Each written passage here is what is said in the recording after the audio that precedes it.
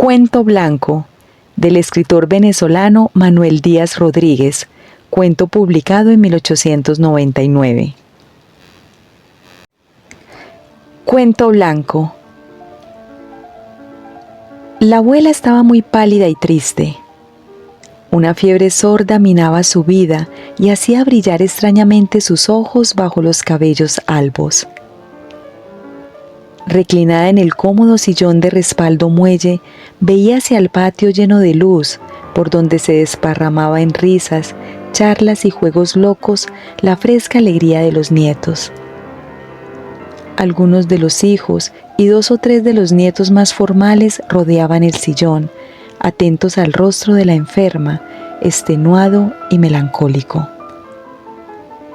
La enferma no se quejaba nunca, ni en medio de los más crueles dolores la queja había roto la línea suave y armoniosa de sus labios. Era sabia en sufrimiento, porque lo era en amor, y su existencia no había sido sino amor y sufrimiento. Quien ama sufre y hace sufrir, pues el amor más vive de lágrimas que de sonrisas. Amor siempre tranquilo o siempre en fiesta debe ser privilegio de almas dudosas, almas pequeñas, almas pálidas de cretinos o eunucos.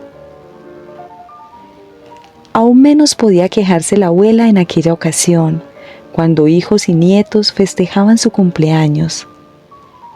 Antes bien parecía letargada en un reposo feliz, saboreando las dulzuras del día claro y del afecto filial. Gozaba de la ruidosa algazara de sus nietos y de la luz del sol, tan intensamente como si esa luz y esa algazara fuesen las últimas caricias de la vida a su vejez expirante. Pero su tristeza, a pesar de todo el amor filial y toda la luz, continuaba siendo la misma, quizá más honda y oscura. Algo extraño sucedía en su alma de abuela. Nadie dudó jamás de su valor, pero tampoco nadie dejó, por aquel entonces, de advertir su desaliento. Algunos achacaron a la enfermedad su primera cobardía de mujer brava. Sin embargo, su valor no era de los que se turban ante la enfermedad y la muerte. Su tristeza era la tristeza de una ilusión imposible, de un deseo irrealizable, abierto en lo más recóndito de su alma como una flor tardía. Pobre, dulce abuela, se daba cuenta de lo irrealizable de su deseo y guardábase de manifestarlo, llamándolo para sus adentros locura, delirio de vieja chocha, y el deseo no expresado la consumía lentamente.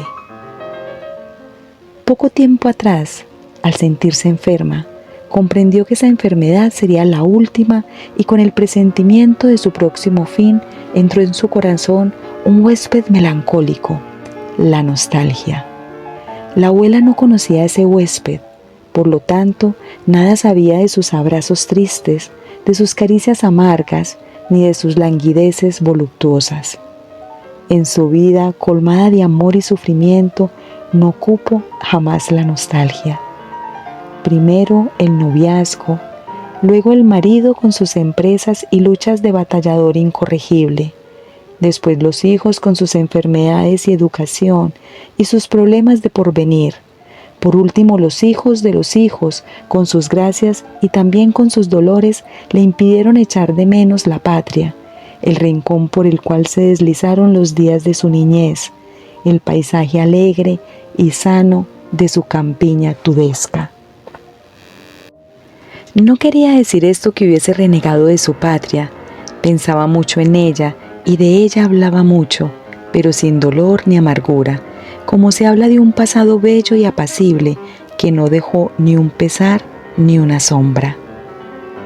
Y cuando menos lo esperaba, cuando se creía cerca, muy cerca de la tumba, ya bien apercibida al último viaje, la nostalgia, la gran melancólica, se abrazó a ella, convirtiéndola en juguete de una veleidad, de un deseo agudo, tanto más agudo cuanto menos realizable, el anhelo de ver, antes de cerrar los ojos al vano panorama de las cosas, la casa paterna, el jardín de la casa paterna y todo el paisaje nativo. Por primera vez halló monótona y fea su segunda patria, la patria de su prole, el país de Venezuela, con su clima tropical, su naturaleza bravía, su verano perpetuo que mata los follajes y hunde las almas en estéril modorra surcada de ardores bruscos y efímeros. Víctima de su nostálgico afán, la abuela se la pasaba desgranando sus recuerdos uno a uno, remontando cada día el curso de los años, esforzándose por vivir nuevamente, con el poder evocador de la memoria, su infancia pura y tranquila. El día de su cumpleaños la mortificó, tal vez como nunca su veleidad. Mientras miraba desde el cómodo y venerable sillón de respaldo mullido los juegos de sus nietos y gozaba del sol que sobre pilastras y baldosas del patio repartía sus caricias brutales, ella, de vez en cuando, olvidaba los retosos infantiles y se olvidaba del sol para irse lejos, lejos, y al fin de su viaje ideal hallarse a sí misma jugando con otros niños por primavera, o solo con su única hermana por invierno, en tanto que del cielo oscuro, color de plomo, caía nieve. Y gozando del sol de los trópicos, la abuela en su honda nostalgia suspiraba por un poco de nieve. Ver un poco de nieve y luego morir. Ausentándose unas veces en alas del deseo, atendiendo otras veces a las travesuras de los chiquillos en el patio lleno de luz, la abuela sintió como unidas por un lazo invisible su propia infancia y la de sus nietos. De pronto sonrió, y sus labios, al sonreír, parecieron a la vez murmurar algunas palabras. «¿Qué quieres, abuelita?», dijo, fijándose en ella, una muchacha de 13 o 14 años. «Nada, hija. Me pareció que decías algo». «Ah, sí, estaba pensando en una historia muy vieja, casi tan vieja como yo, pero que guarda, a pesar de los años, la frescura juvenil de los rostros como el tuyo.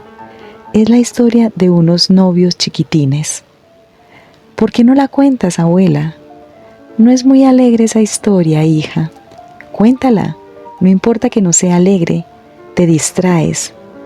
«Los llamo a todos para que te escuchen», y sin esperar contestación, llamó a todos los chicuelos que alborotaban en el patio.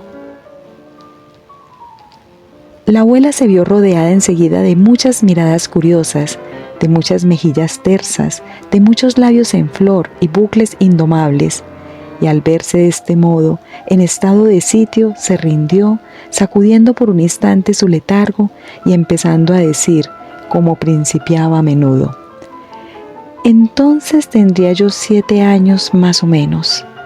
Invariablemente, cuando la abuela comenzaba así, aparecía en las caras de algunos de los nietos una expresión de incredulidad candorosa. ¿Será posible que la abuela haya tenido alguna vez 7 años? Parecían preguntarse aquellos incrédulos. Mas a la expresión de sorpresa y duda sucedía la expresión del contento, porque la abuela, cuando empezaba así, hablaba de su niñez y de su patria, y decía muchas cosas bellas. Decía de praderas alfombradas de margaritas y amapolas, de unos árboles muy hermosos, de follaje verde claro, llamados tilos, en cuyas copas cantan los ruiseñores. Decía de una gran chimenea de piedra en donde gimen las brasas, decía de nieve, de brumas, de noches de escarcha, muy frías, tras de las cuales vienen mañanas también muy frías pero claras, luminosas, de cielo azul transparente sobre los árboles vestidos de caprichosos trajes blancos. Entonces tendría yo 7 años más o menos. Mi hermana Elsa era menor que yo. A fines de primavera venían los tíos y con ellos los primos Juan y Rosa para no volver a la ciudad sino a mediados o a fines de otoño. Y todo ese tiempo lo pasábamos juntos los 4 primos, jugando a más no poder en el vasto jardín delicioso a la sombra de árboles corpulentos. ¿Eran tilos, abuela? Tilos y encinas. Y los tilos echan florecitas blancas, ¿verdad? Sí, florecitas blancas. Pues con esas flores y otras muchas flores engalanamos a Elsa un día de la última primavera que nos vio juntos a los 4. Jugábamos a novios y a Elsa, la novia, la vestimos de flores de la cabeza a los pies. En los cabellos, en el seno, por todas partes le prendimos flores de tilo, margaritas y rosas. Después de haberla ataviado, la aplaudimos mucho porque estaba muy bella la novia de ojos azules con su traje en flor. Toda era flores la novia, flores el traje, flores ella misma, con sus ojos como violetas y sus labios como rosas. Juan había propuesto el juego. Además, él ejercía sobre nosotras el doble ascendiente del sexo y de la edad, y se daba aires de tirano.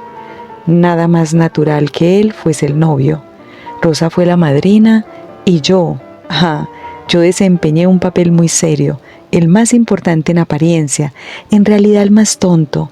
Yo era el cura, y como tal había de bendecir la unión de la novia adorable y el novio fuerte. Nadie sabe cómo me arrepentí después de haber sido cura. Algunos remordimientos de conciencia me costó el oficio. Bueno, pues desde esa ocasión en que por primera vez jugamos a novios, muchas veces durante aquella temporada jugamos al mismo juego, y siempre, aunque Rosa y yo protestáramos, era Juan el novio, la novia Elsa, Rosa la madrina y yo el cura. Imposible trocar los papeles. Juan no admitía otra novia que Elsa, y ésta andaba un tantico orgullosa de las preferencias de Juan. En casa nadie sabía de nuestro juego. De este no hablábamos jamás delante de las personas mayores por miedo a las burlas. Rara vez iba alguien hasta el rincón del jardín en donde jugábamos, a la casita de madera construida para nosotros al pie de un tilo. Nuestras chiquilladas y travesuras no las presenciaba sino el perro de casa, un perro muy leal, muy fiel y valeroso como un león. Mejor que ninguna niñera nos cuidaba ese perro. Para llegar hasta nosotros era necesario toparse con él, y sin su venia no era posible seguir adelante.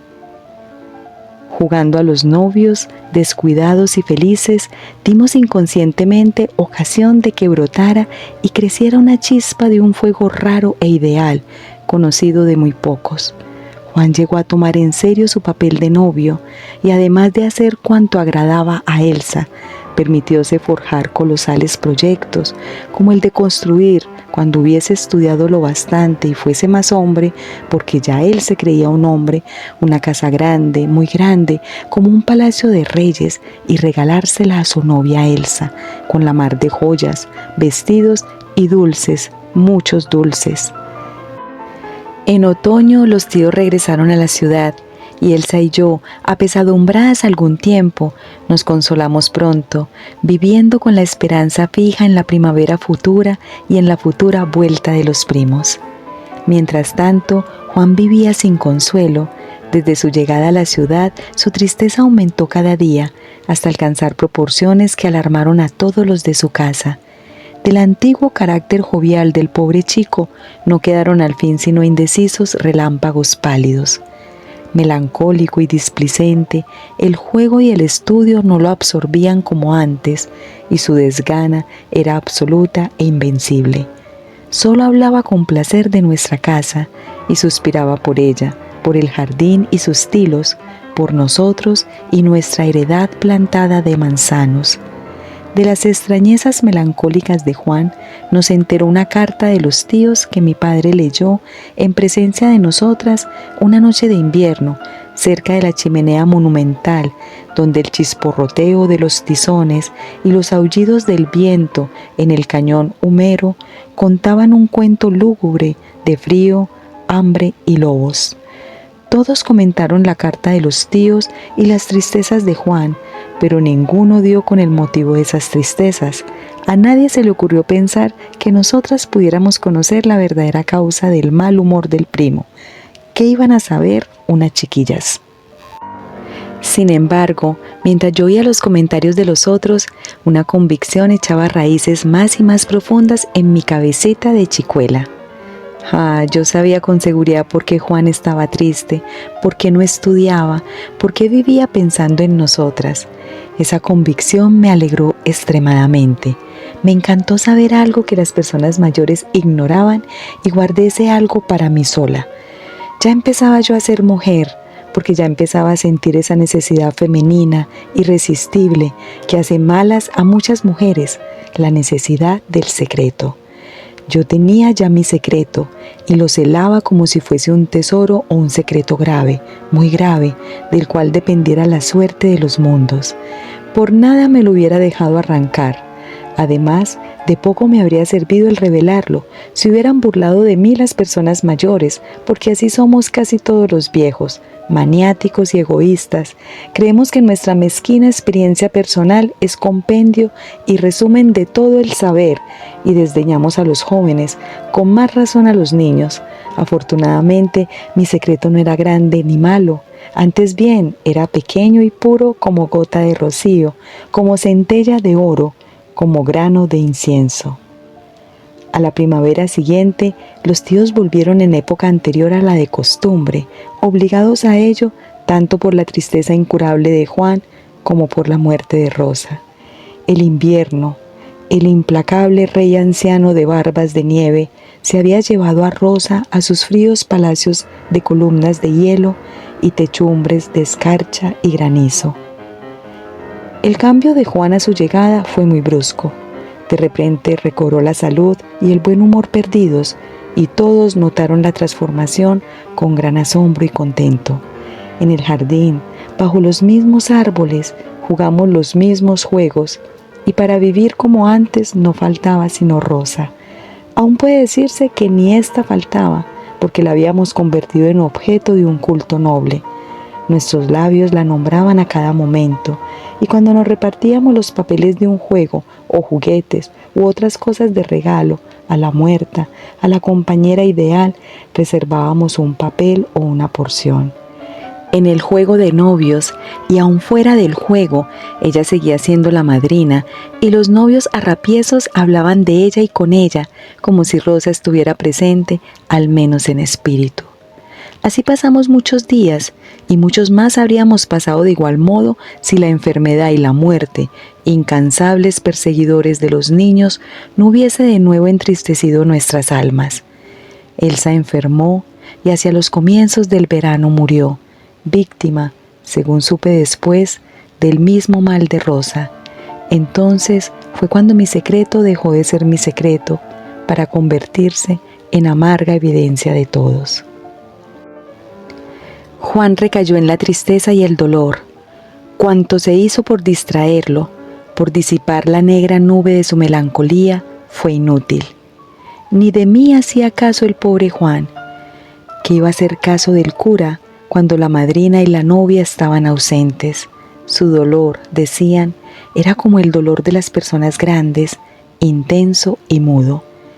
Al fin llegaron a temer por su vida y su padre resolvió curarlo valiéndose de un remedio heroico, fácil de conseguir, conocido de los enfermos del alma, la fatiga del cuerpo.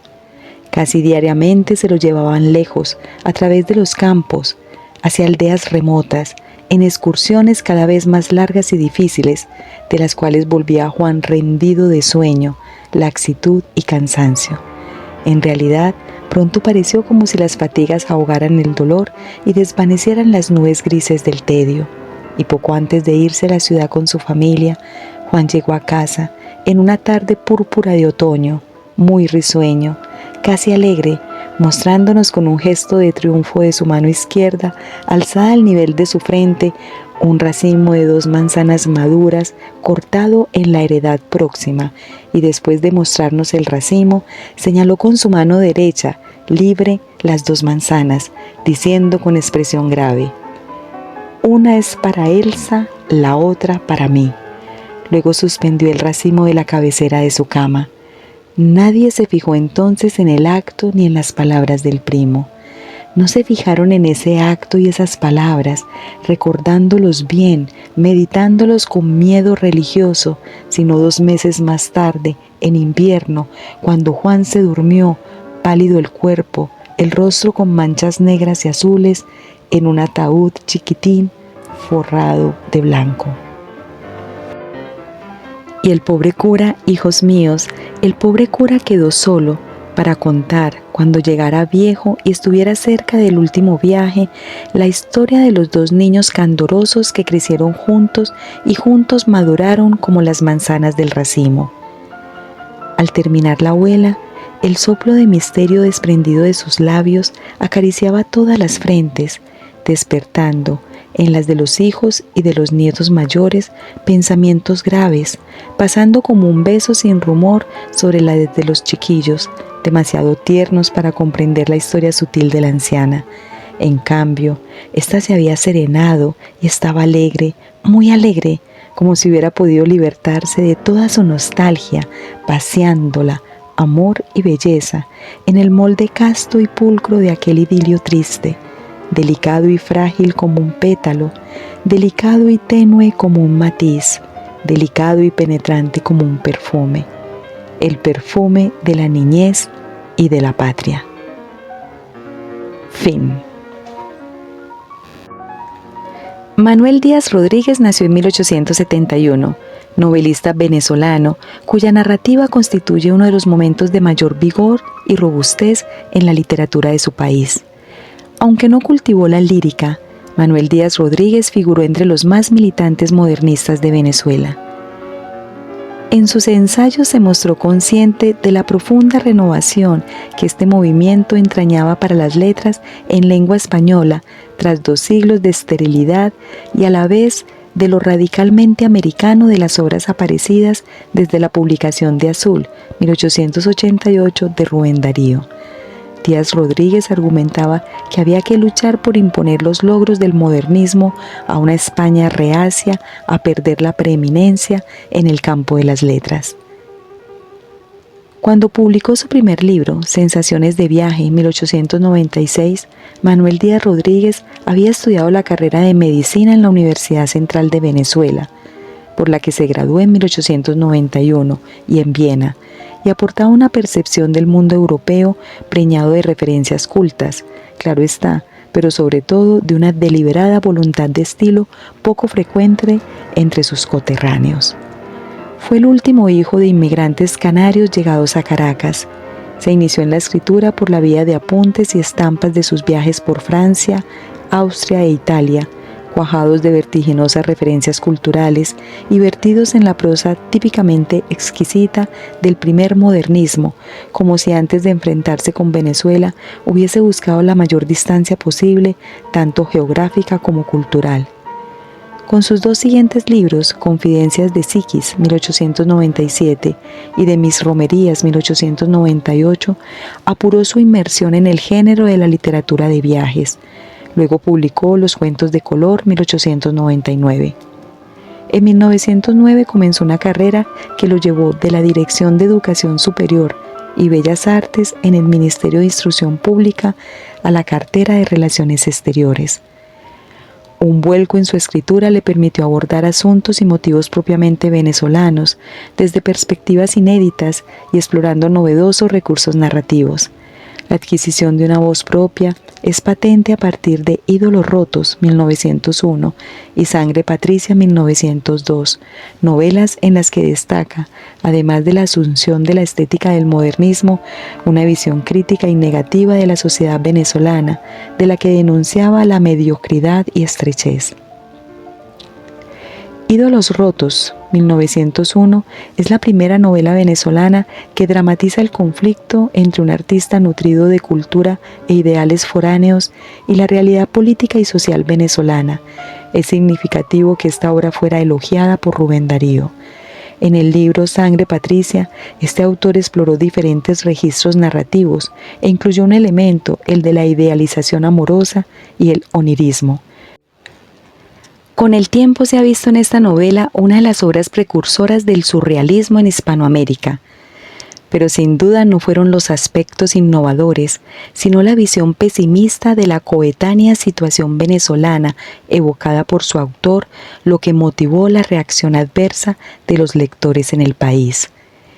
En su última novela, Peregrina o El Pozo Encantado, 1922, Díaz Rodríguez ofrece una visión pesimista de un mundo atrapado entre 2 imposibilidades: recuperar la idealizada pureza de un pasado donde el individuo vive en armonía con su entorno y puede en él crear obras cargadas de valor para la comunidad y vivir equilibradamente en un mundo marcado por la deshumanización del trabajo masificado y la despersonalización de las relaciones individuales. Para este autor, la peor barbarie es la que trae consigo la moderna civilización de las máquinas y la lógica productiva. Quizá lo mejor de la obra de este incomprendido de las letras venezolanas no esté en su producción narrativa, sino en sus ensayos, sobre todo en Camino de Perfección, 1910. Manuel Díaz Rodríguez falleció en Nueva York en 1927.